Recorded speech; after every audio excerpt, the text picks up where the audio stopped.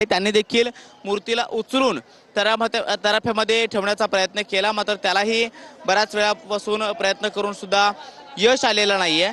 आता तराफा जो आहे तो जागचा हलताना पाहायला मिळतोय आणि त्यामुळे पुन्हा एकदा मूर्तीला तराफ्यावरती ठेवण्याचे प्रयत्न केले जातात का हे पाहणं महत्त्वाचं असणार आहे। जुना तराफा सुद्धा याच आजूबाजूच्या परिसरामध्ये आहे आणि त्यामुळे काय पर्याय लालबागच्या राजा गणेशोत्सव मंडळाच्या वतीनं वापरला जातो हे पाहणं महत्त्वाचं असणार आहे।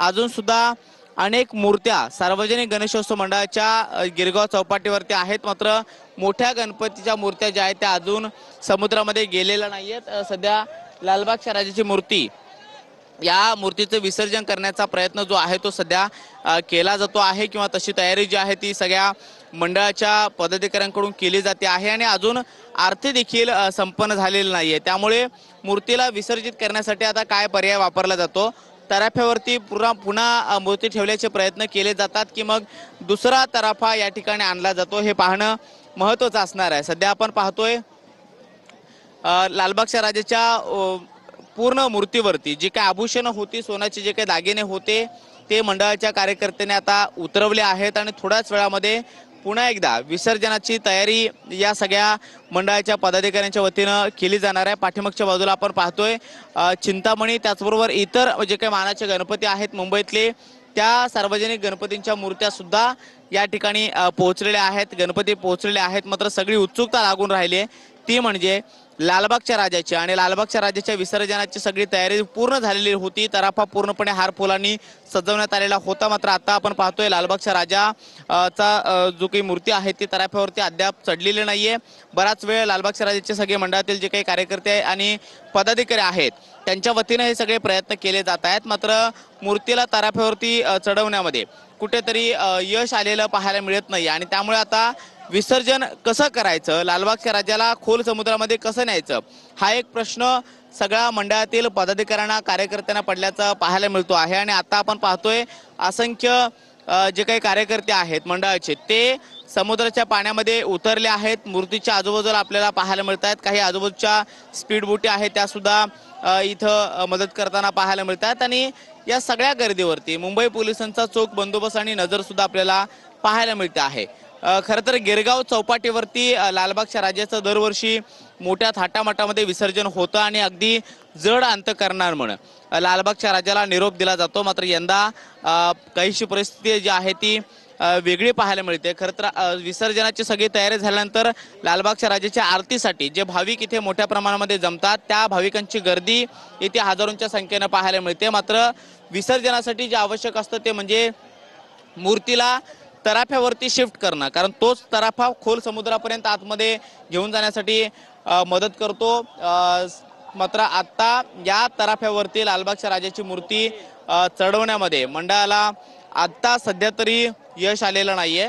लालबागच्या राजा सार्वजनिक गणेशोत्सव मंडळाचे मानद सचिव सुधीर साळवी लाईव्ह जॅकेट घालताना पाहायला मिळतात। बरेचसे कार्यकर्ते आणि पदाधिकारी हे पाण्यामध्ये उतरलेले आहेत आणि त्यामुळे विसर्जन आता कसं करायचं किंवा कसं केलं जातं हे पाहणं महत्त्वाचं असणार आहे। सध्या पाठीमागच्या बाजूला आपण पाहतो तराफ्यावरती सुद्धा शेकडो भाविक आणि मंडळाचे जे काही प्रमुख पदाधिकारी आहेत कार्यकर्ते आहेत ते जमलेले पाहायला मिळतात। मात्र आता मूर्तीवरची सगळी आभूषणं उतरवण्यात आलेली आहेत आणि त्यामुळे आता विसर्जन कशा पद्धतीनं होतं हे पाहणं महत्त्वाचं असणार आहे। दुसऱ्या बाजूला आपण पाहतोय पुढच्या बाजूला मुंबई पोलिसांची एक स्पीडबोट आहे, त्याचबरोबर मुंबई पोलिसांचा बंदोबस्त सुद्धा लालबागच्या राजाला विसर्जनाच्या वेळेला असतो, कारण आतमध्ये खोल समुद्रामध्ये जाईपर्यंत मुंबई पोलिसांच्या गस्तीवरती असणाऱ्या बोटी समुद्रामध्ये गस्त घालत असतात। मंडळाच्या जो काही मूर्ती आहे त्या मूर्तीच्या आजूबाजूला, त्याचबरोबर जे लोक विसर्जनासाठी खोल समुद्रामध्ये जातात त्यांच्या सुरक्षेसाठी म्हणून अनेक बाकी अग्निशमन दलाच्या बोटी असतील किंवा कोस्टलच्या बोटी असतील, त्याचबरोबर मुंबई पोलिसांच्या बोटी असतील हे आजूबाजूला तैनात असतात। मात्र आता आपण पाहतोय विसर्जनाची सगळी तयारी होऊन सुद्धा तराफ्यावरती लालबागच्या राजाची मूर्तीला चढवण्यात आलेलं नाहीये, कारण बराच वेळ प्रयत्न करून सुद्धा त्याला अपयश आलेलं आहे। भरती असल्यामुळे पाणी वाढत गेलं आणि त्यामुळे आता मूर्ती पाण्यामध्ये अडकून राहिलेली आहे आणि तराफ्यावरती मूर्तीला शिफ्ट करणं म्हणजे हलवणं हे आता अडचणीचं ठरताना पाहायला मिळतं आहे। पुन्हा एकदा या मंडळाच्या वतीनं या मूर्तीला या तराफ्यावरती हलवण्याचे प्रयत्न केले जातात का किंवा तराफ्यावरती शिफ्ट करण्याचे प्रयत्न केले जातात का हे पाहणं महत्त्वाचं असणार आहे। मात्र पाण्यात मूर्ती अडकल्यामुळे आता अडचणी ज्या आहेत त्या निर्माण होताना पाहायला मिळत आहेत। मंडळातील सगळे पदाधिकारी सुद्धा बऱ्याच वेळापासून ही मेहनत करतात। जवळपास 1.5 तास झाला सगळे पदाधिकारी पाण्यामध्ये उतरून या मूर्तीला उचलून तराफ्यावरती शिफ्ट करण्याचा प्रयत्न करतात, मात्र त्याला सुद्धा यश आलेलं नाही आणि त्यामुळे आता थोड्याच वेळामध्ये विसर्जन लालबागच्या राजाचं कसं होतं किंवा त्याच्यासाठी काय पर्यायी व्यवस्था वापरली जाते हे पाहणं महत्त्वाचं असणार आहे। मात्र सध्या तरी जवळपास 1.5 तासापासून मेहनत करून सुद्धा लालबागच्या राजाची मूर्ती तराफ्यावरती हलवण्यात आलेला नाही आहे। जो तराफा गुजरातवरून खास विसर्जनासाठी तयार करण्यात आलेला होता, स्वयंचलित होता, मोटरायझ्ड होता, मात्र या तराफ्याचा फारसा चांगला फायदा लालबागच्या राजा सार्वजनिक गणेशोत्सव मंडळाला होताना दिसत नाहीये। कारण जी अपेक्षा तराफ्याकडून होती की लवकरात लवकर मूर्ती त्या तराफ्यावरती शिफ्ट केली जाईल आणि त्यानंतर विसर्जनासाठी अगदी सोप्या पद्धतीनं हा तराफा एवढ्या मोठ्या लोकांना घेऊन किंवा एवढ्या मोठ्या गर्दीला घेऊन स्वयंचलित पद्धतीनं हळूहळू समुद्रामध्ये मार्गस्थ होईल, मात्र मूर्तीलाच तराफ्यावरती शिफ्ट करणं सध्या अवघड जाताना पाहायला मिळतंय। जुना जो तराफा होता तो याच्यापेक्षा कित्येक पटीनं सोयीस्कर होता असं म्हणायला हरकत नाही, कारण एवढा वेळ तराफ्यावरती मूर्तीला शिफ्ट करण्यासाठी लागत नव्हता। मात्र आता जो नवीन तराफा आहे त्या तराफ्यावरती मूर्तीला हलवणं खूप कठीण जाताना पाहायला मिळतंय आणि मंडळासमोर अनेक अडचणी सुद्धा निर्माण होताना पाहायला मिळत आहेत। तर ही दृश्य आपण पाहतो आहोत लालबागच्या राजाच्या विसर्जनासाठी आता नेमकी काय प्रक्रिया केली जाते किंवा कशा प्रकारे विसर्जनासाठीचा पुढचा निर्णय घेतला जातोय, खरं तर याकडे लक्ष असेल। ही दृश्य गिरगाव चौपाटीवरची लालबागच्या राजाच्या विसर्जनासाठी म्हणून लाखोंच्या संख्येनं गिरगाव चौपाटीवर दाखल झालेले हे भक्तगण आहेत। त्यांना सुद्धा आता प्रतीक्षा आहे की लालबागच्या राजाच्या विसर्जनासाठी आता नेमका काय निर्णय मंडळाच्या पदाधिकाऱ्यांकडून घेतला जातोय। लालबागच्या राजाच्या विसर्जनासाठी म्हणून या ठिकाणी अत्याधुनिक मोटराईज असा तराफा बनवण्यात आलेला होता, तो फुलांनी सजवण्यातही आलेला होता। मात्र यावर्षी पहिल्यांदाच अशा प्रकारे मोटराईज तराफा वापरला जात होता, त्यामुळे ही गणपती बाप्पाची मूर्ती जी आहे म्हणजे लालबागच्या राजाची मूर्ती जी आहे ती त्या तराफ्यावर विराजमान करताना नेमकं कशा प्रकारे करायचं किंवा त्याबाबत थोड्याशा अडचणी त्या ठिकाणी मंडळाच्या पदाधिकाऱ्यांना आल्याचं आपण पाहतोय। अंदाज येणं सुद्धा पहिल्या वेळेला अशा प्रकारे तराफ्याचा वापर करताना कठीण असतं, त्यामुळे आता इतर यंत्रणा या ठिकाणी सध्या सज्ज आहेत। विसर्जनासंदर्भात आता मंडळाकडून नेमका काय निर्णय घेतला जातो हे पाहणं महत्त्वाचं आहे। पूर्ण दृश्य पाहिली तर आपली नजर जाईल तिथपर्यंत आपल्याला संपूर्ण हजारोंच्या संख्येने गणेश भक्त आपल्याला या ठिकाणी पाहायला मिळतात। काही गणेश भक्त जे आहेत ते या संपूर्ण विसर्जनाकरता समुद्रात देखील उतरलेले असल्याचं आपल्याला पाहायला मिळतंय आणि आपण पाहू शकतो की या संपूर्ण गिरगाव चौपाटीवरती मुंबईतले जेवढे सार्वजनिक गणेशोत्सव मंडळातले मोठमोठे गणेश मूर्त्या आहेत त्या विसर्जनाकरता या ठिकाणी येत असताना आपल्याला पाहायला मिळतात।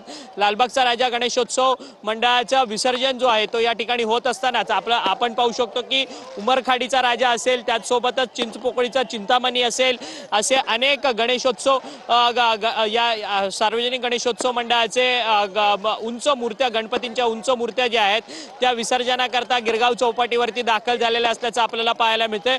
कालपासून या मुंबईतली विसर्जन मिरवणूक जी आहे ती सुरुवात झालेली असल्याचं आपल्याला पाहायला मिळतंय। गेल्या 18 ते 20 तास ही संपूर्ण विसर्जन मिरवणूक संपून ह्या सगळ्या मूर्त्या ज्या आहेत ते या ठिकाणी गिरगाव चौपाटीवरती दाखल झालेल्या असल्याचं आपल्याला पाहायला मिळतं। लालबागच्या राजाची विसर्जन मिरवणूक देखील काल सकाळी 10 वाजल्यापासून सुरू झालेली होती आणि आज सकाळी लालबागचा राजा जो आहे तो गिरगाव चौपाटीवरती दाखल झालेला होता। तब्बल 18-20 तास ही संपूर्ण विसर्जन मिरवणूक जी आहे ती लालबागच्या राजाची झालेली आहे आणि लालबागचा राजा आता विसर्जनासाठी गिरगाव चौपाटीवरती दाखल झालेला आहे। मात्र गिरगाव चौपाटीवरती लालबागचा राजा जरी दाखल झाला असला तरी लालबागच्या राजाची मूर्ती जी आहे ती तराफ्यावरती नेण्याच्या संदर्भात काही अडचणी ज्या आहेत त्या होत असताना आपल्याला या ठिकाणी पाहायला मिळत आहेत आणि आपण पाहतोय की लालबागचा राजा तराफ्यावरती चढवण्याचे प्रयत्न जे आहेत ते कोळी बांधवांकडनं आणि त्याचसोबतच मंडळाच्या कार्यकर्त्यांकडनं या ठिकाणी होताना पाहायला मिळतं, परंतु ही अडचण जी आहे ती गेल्या 1 ते 2 तासांपासून होताना आपल्याला पाहायला मिळते आणि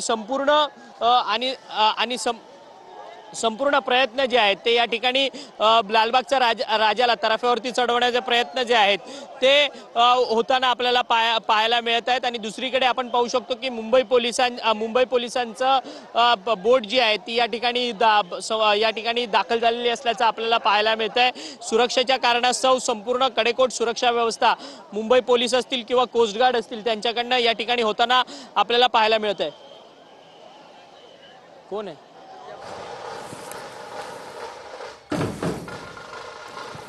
लालबागच्या राजाच्या विसर्जनासाठी आता मंडळाच्या पदाधिकाऱ्यांकडून नेमका काय निर्णय घेतला जातोय हे पाहणं महत्त्वाचं, कारण अत्याधुनिक मोटराईज तराफा या ठिकाणी सज्ज होता, मात्र पहिल्यांदाच हा तराफा वापरला जातोय, त्यामुळे त्याचा अंदाज येणं थोडंसं कठीण झालं आणि त्यामुळेच या तराफ्यावर बाप्पाची मूर्ती विराजमान करता आलेली नाहीये। प्रयत्न मोठ्या प्रमाणावर त्यासाठी करण्यात आले, मात्र अनेक प्रयत्नांनंतर सुद्धा ही मूर्ती तराफ्यावर विराजमान करण्यात मोठ्या अडचणी मंडळाच्या पदाधिकाऱ्यांना जाणवल्या।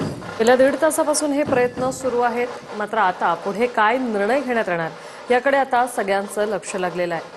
लालबागच्या राजाची मूर्ती ही समुद्रात आणली गेली आहे, मात्र सध्या विसर्जनात थोड्या अडचणींचा सामना जो आहे तो करावा लागतोय। भरतीची वेळ आहे, पाणीही वाढत चाललेलं आहे, त्यामुळे थोड्याफार अडचणी ज्या आहेत त्या वाढत चाललेल्या आहेत। प्रयत्न मात्र जोरदार सुरू आहेत। गेल्या 1.5 तासापासून हे प्रयत्न सुरू आहेत। अत्याधुनिक तराफ्यावर मूर्ती चढवण्याचे हे प्रयत्न, मूर्ती विराजमान करण्याचे हे प्रयत्न सध्या सुरू आहेत।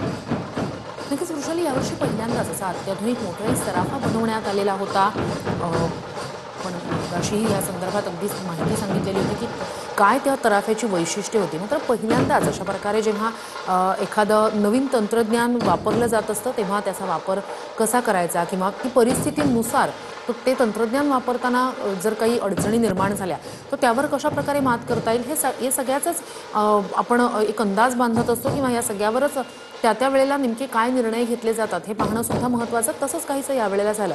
अत्याधुनिक तराफा बनवण्यात आला, तो सज्ज सुद्धा ठेवण्यात आला, मात्र त्या तराफ्यावर बाप्पाची मूर्ती विराजमान करण्यात मोठ्या प्रयत्नांनंतर सुद्धा मंडळाच्या पदाधिकाऱ्यांना ते शक्य झालं नाही। त्यामुळे आता नेमकं लालबागच्या राजाचे विसर्जनासंदर्भात काय निर्णय घेतला जातोय हे पाहणं सुद्धा महत्त्वाचं असेल।